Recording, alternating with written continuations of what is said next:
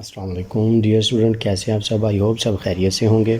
मैं हूं आपका इंग्लिश मेंटोर मकसूद और आप देख रहे हैं इंग्लिश विद मकसूद। आज एक न्यू टॉपिक के साथ हाज़िर हुआ हूं।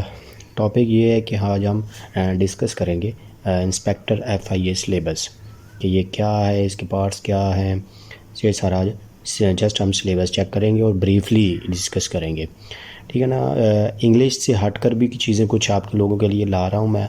टाइम टू टाइम आप वीडियो अपलोड होती रहेंगी, आप वो देखें ताकि आप लोगों को फ़ायदा हो सके। हम कोशिश करेंगे कि जितने भी एग्ज़ाम्स होते हैं ना, सबके सिलेबस भी डिस्कस करें one by one, time to time, ताकि आप लोगों को जो सिलेबस के रिलेटेड कोई क्वेश्चन वगैरह होता है वो क्लियर हो सके। ठीक हो गया। तो आज हमारा जो टॉपिक है वो इंस्पेक्टर जो FIA का है 16 के लिए होता है, और ये फेडरल पब्लिक सर्विस कमीशन इसको कंडक्ट करता है, इस एग्ज़ाम को। और FIA के बारे में सब जानते हैं कि FIA क्या है, फेडरल इन्वेस्टिगेशन एजेंसी। इसके क्या मराद वगैरह हैं वो हमारा टॉपिक नहीं है आज। पीक एंड पर्क्स, जो पर्क्स एंड प्रिविलेजेस वगैरह हैं वो हमारा आज का टॉपिक नहीं है। हम जस्ट सिलेबस को डिस्कस करेंगे और वो भी ब्रीफली, ताकि जो हमारी वीडियो वो लेंथी ना हो। चलें जी, शुरू करते हैं।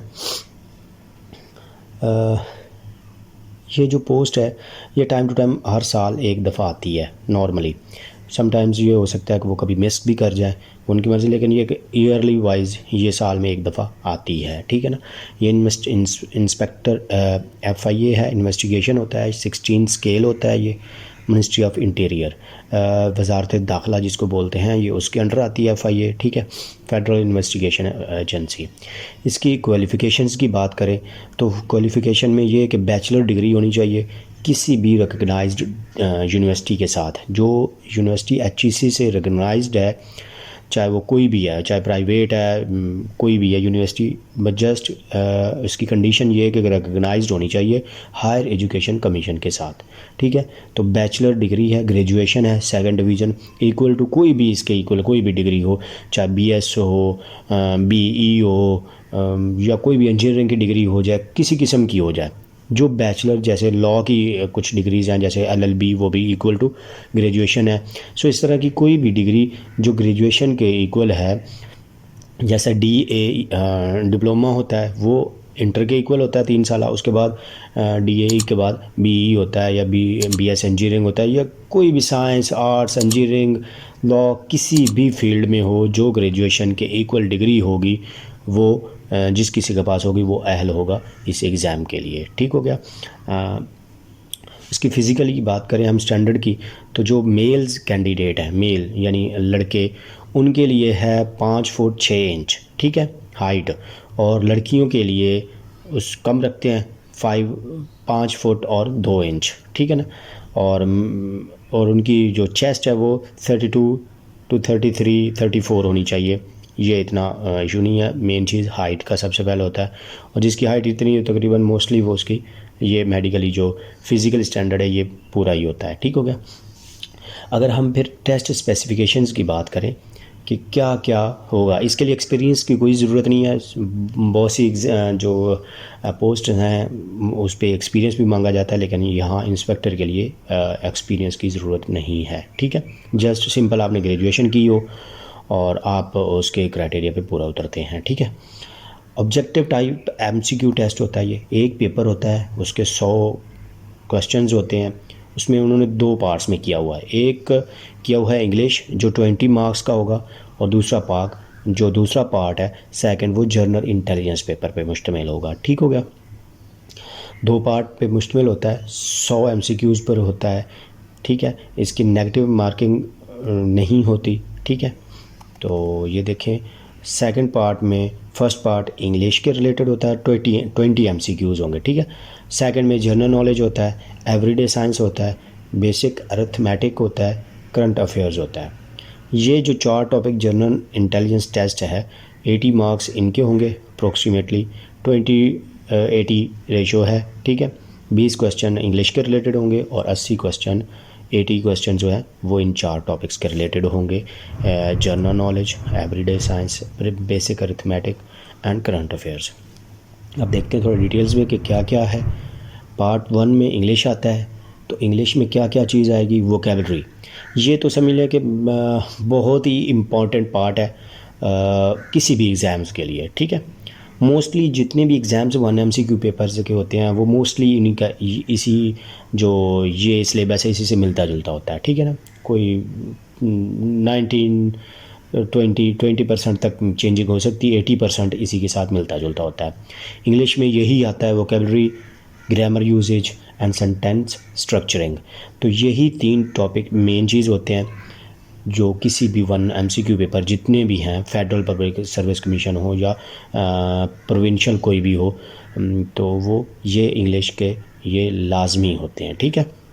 इंग्लिश का टॉपिक होता है, हाँ कोई स्पेसिफाइड या स्पेशलिस्ट कोई हो, जैसे कोई लेक्चरर, उर्दू लेक्चरर, तो उसका एक अलग सिलेबस होगा। नॉर्मली जो 1 MCQ पेपर होते हैं जनरल, उनका ये जो इंग्लिश का पोर्शन होता है वो राउंड अबाउट 20% ही होता है, और उसका ये सेम ही 3 टॉपिक्स होते हैं कि वोकैबुलरी आपकी होनी चाहिए, ग्रामर यूजेज आपको आना चाहिए, और दूसरा सेंटेंस स्ट्रक्चरिंग हो कि कैसे सेंटेंस बनता है, वो कोई भी सेंटेंस ले सकते हैं, ठीक है ना। तो हम इस जो चैनल है मेरा, इस पे हम इन 3 जो ये vocabulary, grammar usages, sentence structuring, इन तीनों को कवर करेंगे, ठीक है ना। टॉपिक्स पे different topics day by day upload हो रहे हैं, आप वो देखें ताकि आप लोगों को फ़ायदा हो सके। तो ये 3 चीज़ें हैं वोकैबुलरी, ये 3 चीज़ें बहुत इंपॉर्टेंट है। इस पे आप अगर क्योंकि मोस्टली इन्हीं में से लोग मार खाते हैं, क्योंकि इंग्लिश तो हमारी मदर टंग नहीं है ना, सो इसलिए तो इन पे फोकस होना चाहिए। और ये इंग्लिश विद मकसूद जो चैनल है, इस पे ये 3 टॉपिक कवर किए जाएंगे, बट टाइम लगेगा क्योंकि ये बहुत वास्ट है, बहुत बड़ा टॉपिक है, तो इसलिए ये आगे चलेंगे तो पता चल जाएगा। ये फर्स्ट पार्ट था। सेकंड पार्ट जो 80% का है, जिसमें 80 क्वेश्चंस होंगे, उनमें जनरल नॉलेज होगा। जनरल नॉलेज का जो पोर्शन होगा उसमें इस्लामिक स्टडीज़, पाक स्टडीज़ और उर्दू लिटरेचर के रिलेटेड क्वेश्चंस होंगे, ठीक है ना। तकरीबन 20 के करीब क्वेश्चन होंगे। MCQs होता है ये, 1 MCQ पेपर, एक जो पेपर होता है उसमें 100 ही होते हैं, ठीक है। 20 क्वेश्चन हमने निकाल दिए इंग्लिश के, बाकी 80 बच गए, उसमें से 20 बच गए जनरल नॉलेज के। जनरल नॉलेज में Pakistan affairs, current affair, Islamic studies और उर्दू लिटरेचर, ये 3 टॉपिक हैं जनरल स्टडी में, ठीक है। और ये तकरीबन जो मोस्टली पेपर होते हैं उनमें इस्लामिक और पाक स्टडी तो होता ही होता है, इसमें उर्दू लिटरेचर भी है, ठीक है। जो नेक्स्ट सेकंड पार्ट का जो नेक्स्ट टॉपिक है वो है everyday science and general science and ability. इसमें कंप्यूटर के रिलेटेड होगा, ये कंपलसरी है, ठीक है। और इसमें MCQs डिफरेंट सोलर सिस्टम, जैसे ह्यूमन बॉडी सिस्टम क्या है, इन्वेंशंस क्या है, एटमॉस्फेयर क्या है, nuclear energy, fission and fusion, analytical reasoning, ये सारे question general science and ability में आते हैं, ठीक है ना। ये एक इसका कंपलसरी पार्ट है, इसमें से ज़रूर क्वेश्चन आते हैं, ठीक है ना। राउंड अबाउट 15 to 20 क्वेश्चन लाजमी आते हैं, ठीक है। नेक्स्ट है जी बेसिक अरिथमेटिक। इसके सेक्शंस होते हैं मुख्तलिफ, जिसमें addition, subtraction, decimals, fraction, average, ratio, proportion, ये बेसिक है। आप अगर 6 to 10 की मैथ जो उठाएं, 6 to 10 की, वहाँ ये सारे टॉपिक्स आपको मिलेंगे, ठीक है ना। Questions, series questions, ages, time and distance related questions, ये सारे क्वेश्चन बेसिक अरिथमेटिक्स। इसके भी तकरीबन 20 के करीब क्वेश्चंस होते हैं, 15 to 20। ये देखें, ये प्लस माइनस हो जाता है, कोई एक क्वेश्चन कोई किसी का कम हुआ, किसी पोर्शन का एक ज़्यादा होगा, तो ये टेंशन नहीं लेनी। सो ओवरऑल यही रहता है, 15 to 20 क्वेश्चंस लाजमी आते हैं, ठीक है ना। किसी के एक आध ज़्यादा भी हो जाते हैं। सो मैथ के ये जो क्वेश्चंस हैं, ये जो बेसिक्स टॉपिक्स हैं, ये आपको 6 to 10 की जो मैथ है, फेडरल बोर्ड की उठा लें, किसी की भी उठा लें, तो ये आपको वहाँ से इजीली मिल जाएंगे। इन सॉल्यूशन या कह लें डेफिनेशंस, हर चीज़ यहाँ से मिल जाएगी, ठीक है। नेक्स्ट है जी करंट अफेयर्स। करंट अफेयर्स बहुत ही ये मतलब ज़रूरी टॉपिक है, ये कोई भी MCQ पेपर है तो वहाँ से ये आता ही आता है, ठीक है ना। इसका एक अलग टॉपिक है, सही है। ये सेकंड पार्ट जो है उसके रिलेटेड है। तो इसमें करंट अफेयर्स में लेटेस्ट जो भी पाकिस्तान में जो कुछ हुआ है या दुनिया में जो कुछ हुआ है पिछले 2 सालों में, वो उसके रिलेटेड क्वेश्चन यहाँ आ सकता है, ठीक है ना। वो पॉलिटिक्स हो सकता है, international affairs, technology, sports, personalities, ये सारी चीज़ें आती। जो कुछ भी हुआ है करंट अफेयर्स, वो होता है 2 साल में जो कुछ भी हुआ है। जैसे अमेरिका का सदर चेंज हो गया, रशिया यूक्रेन की वॉर स्टार्ट हो गई, जैसे पाकिस्तान का इशू चल रहा है। सो पॉलिटिक्स के रिलेटेड कोई भी क्वेश्चन आ सकता है पिछले 2 सालों में, पाकिस्तान में या दुनिया में कहीं भी हुआ।